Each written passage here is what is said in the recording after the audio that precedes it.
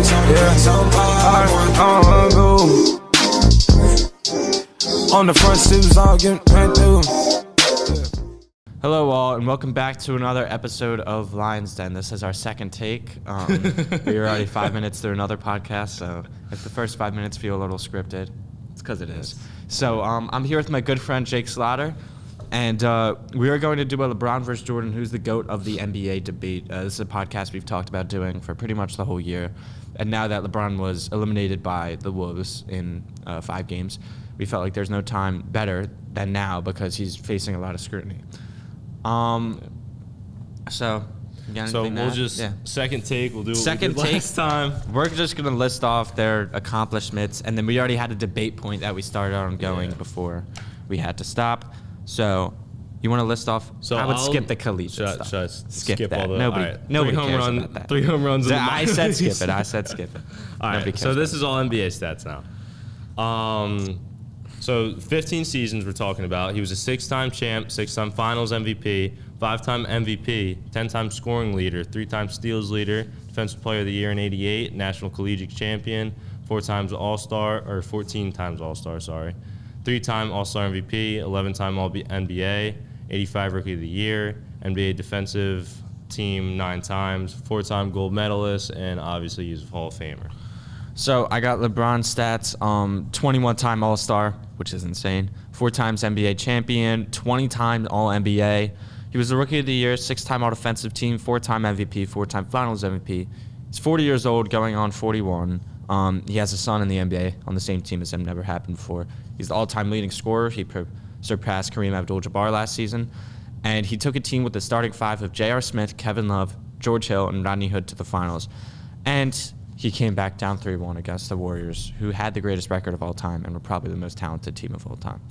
So the debate point that we were talking about was Jake wanted to talk about the point that with LeBron's starting 5, he had a very weak starting 5 in, I think, 2017 or 18 that he took to the finals. 18. And you just wanted to talk about that. So Yeah, well, so I was saying in the first take how I agree that Michael Jordan had a better supporting cast around him, but I don't think it was to the degree that like you kind of glorify it as. Yeah.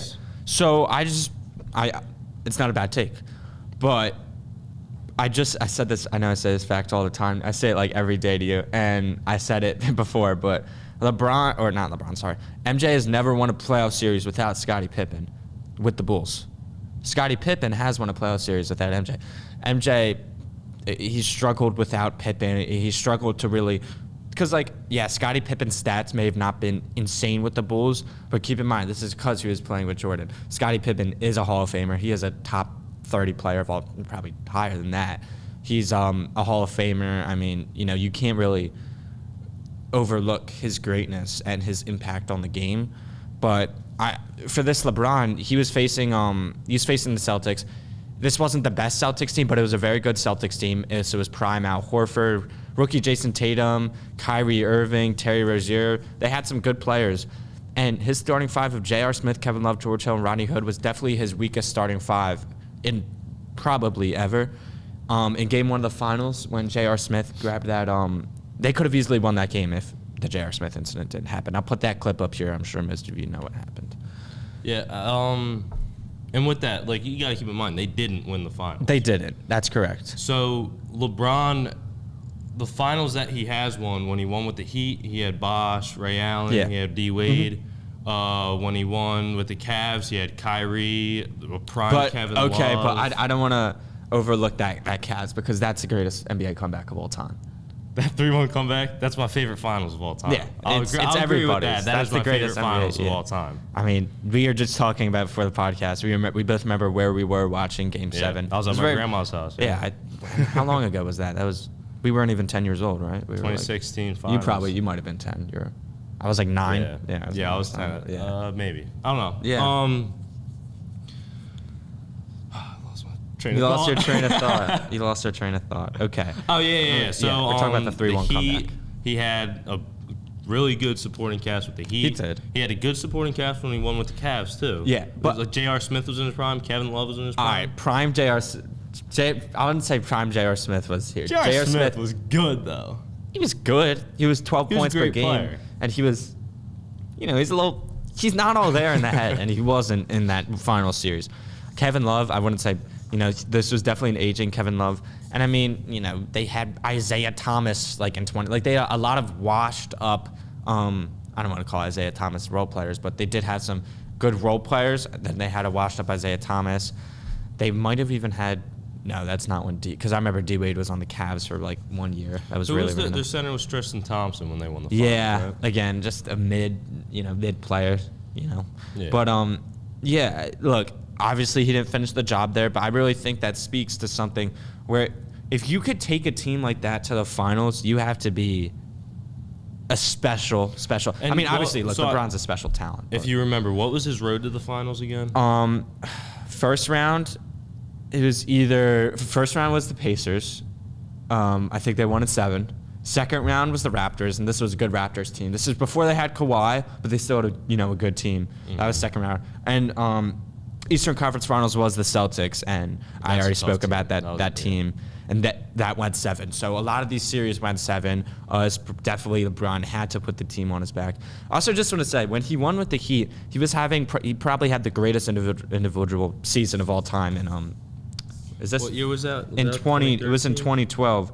I'm sorry. Let me just I'm trying to find. These stats are very unorganized here. 2012, he had 27 points per game, 8 rebounds per game, and 7 assists per game. So, yeah, and that season, look, this was back before Curry changed the game. This was when the games were a little more low scoring. So, I mean, his stats, the stat sheet, look, those are amazing stats, but his impact on the game. So then, what would we say was Michael Jordan's greatest season? 96? Sure. 96, we'll say. His 96... Yeah, his 95-96 season, he averaged 30 points. He had 2 steals a game, 4 assists. Michael Jordan was he was a scorer. He was. Giant scorer. Look, 37 points he averaged we could talk about, do you want to talk about individual talent? We'll do that real quick. So scoring, I will give to Jordan, okay? Yeah. The only other thing I'd give to Jordan is maybe perimeter defense. Shooting is LeBron. Okay, look, shooting we won't really count because back then it wasn't that important. Shooting wasn't a big thing. But, his mid-range jumper was. Yeah. I want to take playmaking and passing as they're not really the same thing. Passing, he gets assists, but playmaking is the ability to make plays from nothing. LeBron does that. LeBron is a better playmaker. Rebounding, even though it's not that important, it is very important, but for a small guard, he's not going to show up in his stat sheet. I think versatility on defense, LeBron could guard 1 through 5. LeBron, you could put LeBron on a center. Have you seen the video of MJ guarding Shaq though? No. I think there's a video out there. All right, well we'll put it up there if it's up there, but I mean, I just feel like LeBron, MJ, obviously, MJ could take a game over. He's probably the greatest scorer of all time besides Kevin Durant. I mean, not besides Kevin Durant, but I'd say him and Kevin Durant. Yeah. Their individual scoring talent is unmatched. And we'll see, that's the thing, which I forgot to bring up earlier about Kevin Durant did the same thing as LeBron. He took a team with a very, very young Russell Westbrook and a young James Harden to the finals. I mean, but this was still when Russell Westbrook was.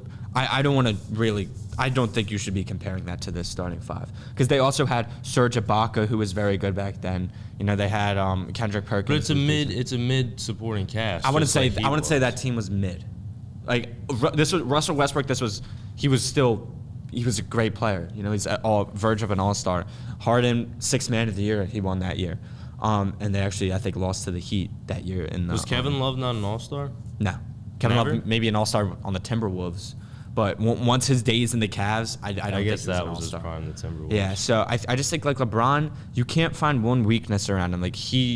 His athleticism, He's a bad free throw shooter. Okay, maybe. Not going to say bad, but, for the GOAT, maybe. And then I just want to touch, we're running out on time here. I'm sorry we couldn't really, not a lot of debates here, just a lot of talking about stats. But there's one more thing I want to talk about, and that's longevity. look, I know it goes without saying that LeBron's been in the league for 23 years, but I don't think people realize that this isn't like football where Tom Brady's playing till he's like 45, because this is basketball. This is probably the most, basketball is way more physically demanding than being a quarterback in the NFL because Tom Brady doesn't have to scramble. He has to take some hits, but LeBron's running up and down the court for 48 minutes every night, and he's looking like he did when he was 18. Like, he's showing no signs of if you look at his stats here, maybe the only thing that's decreasing is his scoring output, barely by 3 or 4 points a season, and his assist numbers are increasing. And now he's having to share the ball with Luka and AD, two talented scorers, or not together, obviously, but different. So, I really just think that, like, MJ, when he was 40, he was playing on the Wizards. Yeah, he was an all-star, but he's averaging 21 points a game. Like, are we really counting that as an all-star? If you look at his stats there, they're good, but they're not great. Like, that season won't get you an all-star season in today's game. That'll maybe get you, a $25 million a year contract. Well, again, like you were saying earlier, its scoring was a lot lower. Yeah, it was, but, like, if we look at some of the stuff, field goal percentage, where's field goal? Yeah, it's like 44% from the field on 20 points isn't amazing. And, like, that was MJ, what? He retired when he was 40? How old was he? Michael? Yeah. I think 38. He was 38, right? He was old. He was 38, I believe.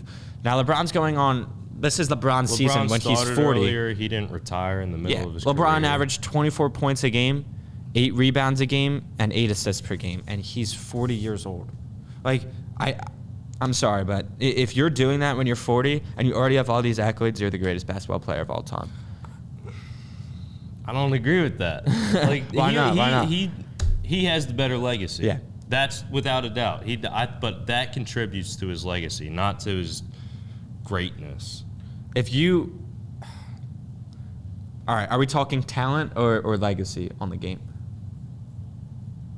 Because if we're talking legacy on the game, like, who has the greatest NBA legacy? Who has the greatest NBA career of all time? LeBron. LeBron. He has the better legacy. Now, if we could talk about individual talent, we could talk about, I could bring up Victor Wembanyama. Could be, the greatest individual talent of all time. Like, he can be. Victor Wembanyama? I think Victor Wembanyama can be the greatest basketball player of all time. If you look at what he's doing right now. All right, that's a conversation for another day. Season of the NBA. Exactly, and he's already averaging like 4 blocks, not 3, but like 3 to 4 blocks a game and shooting like he's Steph Curry. But I know we didn't really get to like a debate here. We're starting to run out of time. We never got to a point. We never got to a point, but we kind of just both gave our light arguments for LeBron and Jordan without getting too heated. Like, we had a respectful conversation on why we think each player's to go. So, yeah, thank you guys for tuning in. I'm going to try to hit you. The GOAT. He's going to be. He's going to be. Thank you guys for tuning in. I'm going to try to get one more podcast before we walk the stage and before we graduate. Yeah. So, second to last podcast, and thank you guys for listening. I appreciate it. And, Trav. Yeah. I'd like to say thank you for having me on. No problem. Thanks for coming on. It was a Appreciate pleasure. it. Thanks.